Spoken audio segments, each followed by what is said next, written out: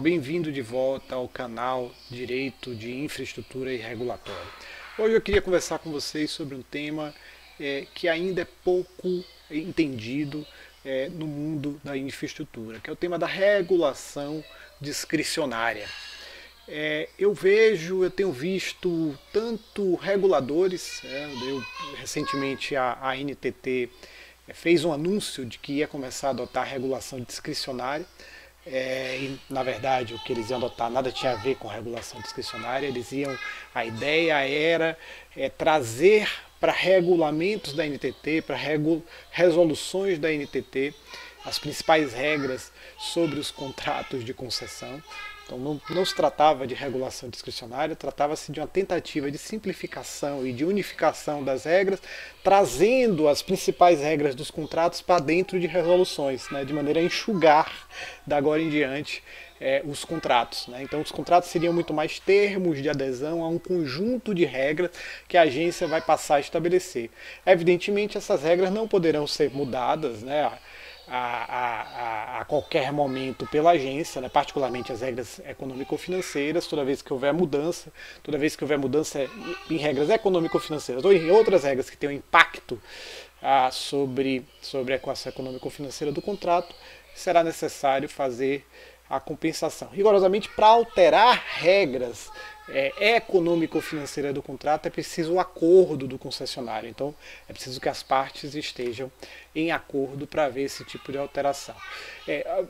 Encontrei um outro dia um artigo, inclusive publicado, de pessoas que são vistas como especialistas, falando de regulação discricionária e que adotava o mesmo critério que a ANTT adotou para definir o que é regulação discricionária.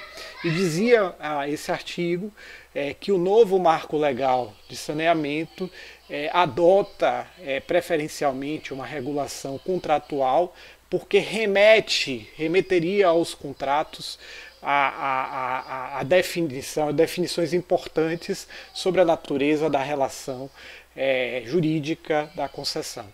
Novamente, uma incompreensão do que é regulação discricionária. E entrando diretamente no nosso tema, o que é então regulação discricionária? Regulação discricionária ocorre quando o regulador tem o poder, portanto discricionário, de definir os preços do contrato, de definir periodicamente os preços do contrato.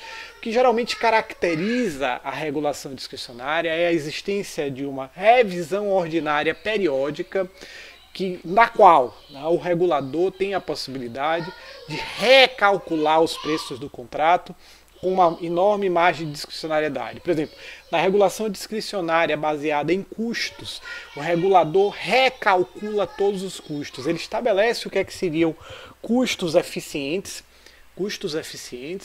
e com base nos custos de investimento que ele calcula, nos custos de operação que ele calcula, nos custos de capital que ele calcula, ele recalcula a tarifa, ele estabelece uma nova tarifa para o próximo período, para o período entre revisões.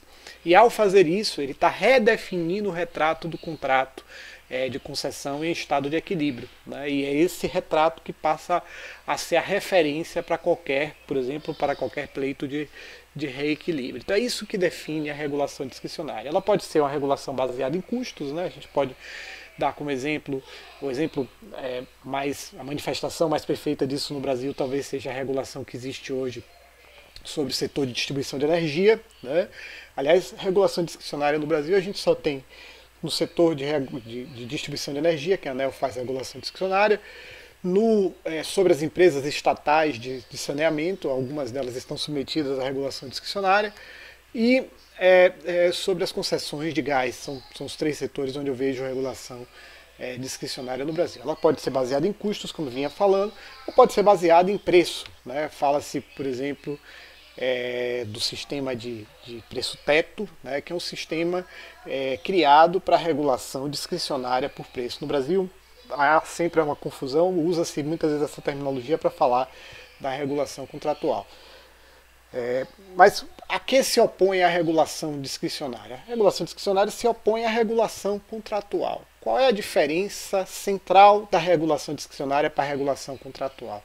É que na regulação contratual, o preço da tarifa é definido conforme a proposta na licitação.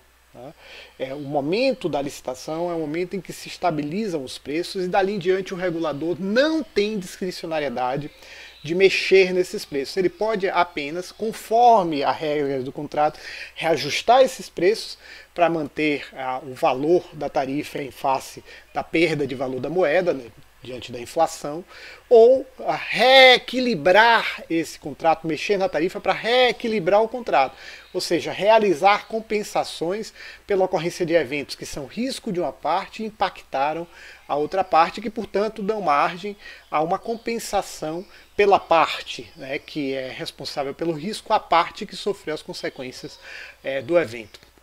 Então, portanto, na regulação contratual não há discricionariedade do regulador em definir a tarifa. E por isso, em um outro vídeo que eu já publiquei aqui no canal, até eu vou pedir para colocar um link aqui em cima desse outro vídeo, nesse outro vídeo eu mencionava que o princípio da modicidade tarifária numa regulação discricionária tem pouquíssimo impacto, tem pouquíssima consequência sobre a fixação da tarifa, porque como o regulador não tem discricionariedade na regulação contratual, ele tem que apenas seguir as regras que estão no contrato, não há espaço, né, para um princípio da modicidade tarifária. Ele tem simplesmente que seguir as regras do contrato, preservar a tarifa tal qual ela foi estabelecida na licitação, conforme as regras do contrato.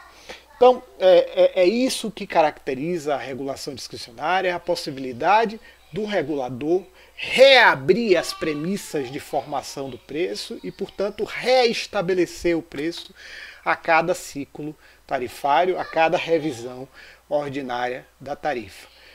A NTT não estava, como eu falei, naquele processo estabelecendo uma regulação discricionária para o setor, e a adoção de regulação discricionária, na verdade, é um processo que requer uma qualificação absolutamente diferenciada da agência e um custo regulatório muito grande, e por isso ela é e sempre será entre nós uma regulação excepcional, uma regulação que acontece apenas em situações muito específicas. Então era isso que eu tinha para falar por hoje. Eu queria agradecer mais uma vez a audiência, a oportunidade de estar aqui conversando com vocês. Peço que, se vocês gostaram desse vídeo, deem um like, né, aqui embaixo, e se inscrevam no canal. Muito obrigado e um abraço.